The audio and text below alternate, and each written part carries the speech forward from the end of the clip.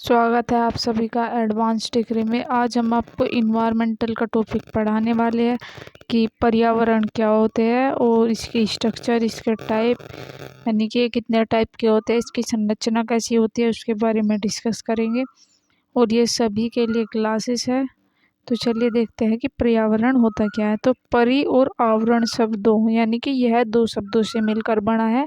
परि प्लस आवरण यानी कि पर्यावरण। तो इसकी जो संधि करने वाला शब्द जो है, जो शब्द बनता है, उसका जो अर्थ होता है वो होता है चारों ओर ढके हुए। तो देखिए मैं आपको अब समझा दूं कि परि और आवरण शब्दों की संधि करने पर पर्यावरण शब्द बनता है। जब इनकी संधि करते हैं तो पर्यावरण शब्द बनता है, जिसका शाब्दिक अर्थ होता है चारों ओर आवृत यानी कि ढके हुए।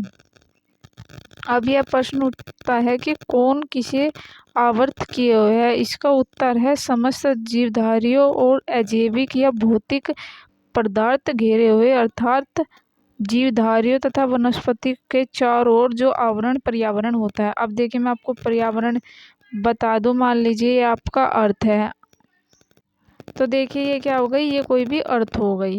अर्थ होने के बाद में जब इसमें पेड़ पौधे, जीवित परजीवित, यानी कि सभी प्रकार की जो वस्तुएं कह सकते हैं, जो जीवित है और जो नहीं जीवित है, वो सभी क्या है, इस अर्थ के अंदर है। और पर्यावरण यानी कि पर्यावरण के अंदर है और चारों ओर ढके हुए है। देखिए यहाँ पर लिखा है चारों ओर ढके हुए होते हैं। तो आई होप कि आपके समझ में आ गया होगा। अर्थात देखिए हम जीवधारियों तथा वनस्पतियों को चारों ओर जो आवरण है इसे पर्यावरण कहते हैं। आपको धूप, छांव, पेड़ पौधे, हवा, पानी, ये जो सब मिल रहा है, ये क्या है, ये पर्यावरण ही है।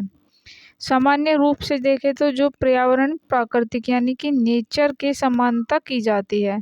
तो किसके उसके की जाती है, नेचर के, जिसके अंतर्गत ग्रहणीय पृथ्वी तथा भौतिक घटक, देखे जो फिजिकल घटक होते हैं, जैसे स्थल हो गया, हवा हो गई, जल हो गया, यानी कि पानी हो गई और मिट्टी हो गई, में सम्मिलित किया गया है। तो जो फिजिकल फैक्टर होते हैं उन्हें किस में किया गया है, धरती, हवा, पानी और मिट्टी में बांटा गया है।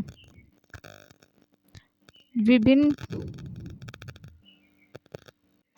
तो इसी के आधार पर इसे प्रस्तुत करते हैं, उन्हें आश्रय देते हैं, यानी कि उन्हें रहन सहन की जगह देते हैं, उनके विकास तथा संबंध हेतु आवश्यक दर्शाए प्रस्तुत करते हैं, हम उन्हें प्रभावित भी करते हैं। तो उन्हें प्रभावित भी करते हैं कभी कभी। वास्तव में विभिन्न जन समूहों द्वारा पर्यावरण का अर्थ विभिन्न दृष्टिकोणों से विभिन्न रूपों में किया जाता है, परंतु सामान्य रूप से यह व्यक्त किया जाता है।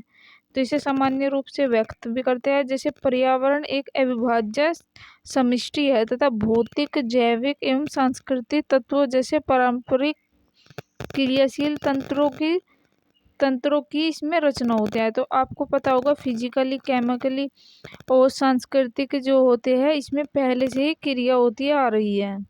ये तंत्र अलग अलग तथा सामूहिक रूप से विभिन्न यानी कि अलग अलग रूपों में इंटरलिंक्ड है, यानी कि एक जगह जुड़े हुए हैं। जो भौतिक है, जो भौतिक तत्व हो गए, जैसे स्थान हो गया, स्थल रूप हो गया, जलीय भाग हो गया, जलवायु हो गया, मिट्टी हो गया, सेल हो गया, खनिज हो गया, मानव निवास के क्षेत्र यानी कि जो ह्यूमन हैबिटेट है, उसमें परिवर्तनशील विशेषताएं एवं सु अवसरों पर प्रतिबंधित अवस्थितियों यानी कि लिमिटेशंस को निश्चित करते हैं। जैविक तत्व, पौधे, जंतु, सूक्ष्म जीव तथा मानव जीव मंडल की रचना भी ये करते हैं। जो सांस्कृतिक तत्व है अर्थात सामाजिक एवं राजनीतिक है, मुख्य रूप से मानव निर्मित होते हैं, यानी कि ये मानव के द्वारा बनाए जाते हैं। जैसे आर्थिक हो गया, सामाजिक हो गया और राजनीतिक तत्व जो है, ये इन्हें कौन बनाता है, इन्हें मनुष्य ही बनाता है, तथा सांस्कृतिक जो पर्यावरण की रचना करते हैं। अब देखते हैं इसे पर्यावरण की संरचना के प्रकार, यानी कि types of structure and types of environmental. तो पर्यावरण भौतिक एवं जैविक संकल्पना है। इसमें पृथ्वी दोनों अर्थात आजीविका जीवित घटकों से सम्मिलित किया गया है। मैंने अभी आपको सबसे शुरू में अर्थ समझाया था कि जो अर्थ होता है इसमें लिविंग और नॉन लिविंग दोनों होते हैं। तो उसी से मिलकर ये अर्थ बना है, यानी कि पृथ्वी बनी है। पर्यावरण की इस आधारभूत रचना के आधार पर इसको दो प्रमुख घटकों में या प्रकार में बांटा जाता है। देखिए पहला जो होगा वो होगा भौतिक पर्यावरण, जो हो जाए जैविक पर्यावरण, और जो तीसरा होगा वो होगा भौतिक के 3 प्रकार होते हैं, यानी कि ये 2 टाइप है। अब हम इस फर्स्ट को देखेंगे कि भौतिक के प्रकार कितने होते हैं। तो हम अब पहले की बात करेंगे कि भौतिक पर्यावरण। तो पहले बात करते हैं भौतिक पर्यावरण जो होता है वो 3 टाइप का होता है। पहला होगा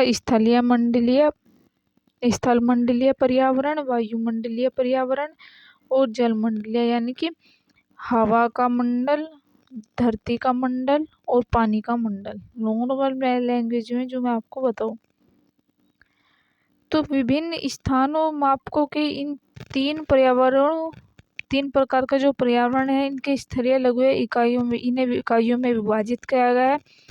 जैसे पर्वत पर्यावरण, पठार पर्यावरण, मैदान पर्यावरण, झील पर्यावरण, सरिता पर्यावरण, हिमनद पर्यावरण और मरुस्थलीय पर्यावरण, और सागर तटीय पर्यावरण और सागरीय पर्यावरण आदि।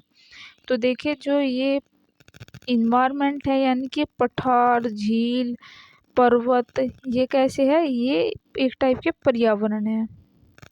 अब इसमें जो दूसरा देखेंगे वो देखेंगे जैविक पर्यावरण की रचना पौधों तथा मानव सहित जंतुओं द्वारा होती है। इसमें मनुष्य एक महत्वपूर्ण कारक होता है। तो इसमें क्या होता है, जो मनुष्य होता है एक महत्वपूर्ण कारक होता है। इस आधार पर जैविक पर्यावरण 2 प्रकार के होते हैं। पहला हो गया फ्लोरल इन्वायरमेंटल, यानी कि वनस्पतिक इन्वायरमेंट, और दूसरा जो होगा जंतु पर्यावरण, यानी कि सभी जीवधारी अपने विभिन्न स्तरीय सामाजिक समूह, संगठन, सोशल ग्रुप ऑफ ऑर्गेनाइजेशन की रचना हेतु कार्य करते हैं। इस प्रकार सामाजिक पर्यावरण सोशल इन्वायरमेंट के अभिभाव होता है, जिसके अंतर्गत विभिन्न जीवधारी अपने जीव निर्वाह अस्तित्व संबंध के लिए भौतिक पर्यावरण से पदार्थ को प्राप्त करने की प्रक्रिया द्वारा आर्थिक पर्यावरण करते हैं।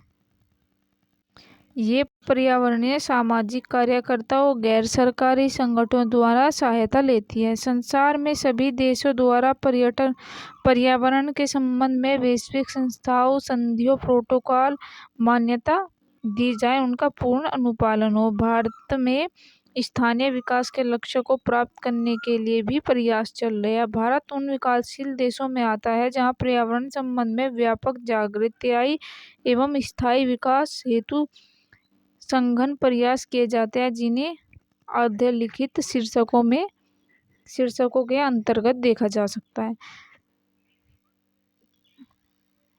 जैसे कि इसमें वनरोपण, सामाजिक तथा कृषि वानिकी, यानी कि जो हमारा भारत है वो सभी देशों में सबसे ऊपर आता है, क्योंकि यहाँ पर सबसे ज़्यादा पेड़ पौधे और एनिमल कंजर्वेशन की जाती है। मृदा संरक्षण, प्रतिभूमि विकास कार्यक्रम, कृषि जल युविक प्रदेशीकरण, वाटरशेड प्रबंधन, शय्या क्रम, फसल चक्र, सूक्ष्म कृषि विकास। इसके अलावा जीवमंडल विकास कार्यक्रम, राष्ट्रीय अभ्यारण्य, जलग्रस्त भूमि संरचना और संरक्षण, तटीय पारिस्थितिक एवं मलिन बस्तियों के सुधार एवं प्रदूषण नियंत्रण के लिए विभिन्न प्रकार के कानून आदि भी सतत विकास में प्रयासों में सम्मिलित की जा रही है। तो देखिए जो हमारा भारत देश है उसमें सबसे ज़्यादा कंजर्वेशन किया जाता है। कृषि का कंजर्वेशन हो या प्लांट का हो या एनिमल हो, यानी कि यहाँ सबसे ज़्यादा जागरूक रहते रहे लोग और सभी की हेल्प करने में सबसे आगे रहते हैं। तो ये था हमारा आज का टॉपिक। अगले वीडियो में हम इसके एबायोटिक एंड बायोटिक कंपोनेंट को पढ़ेंगे। तो चलिए मिलते हैं इसके नए टॉपिक के साथ में। Thank you guys.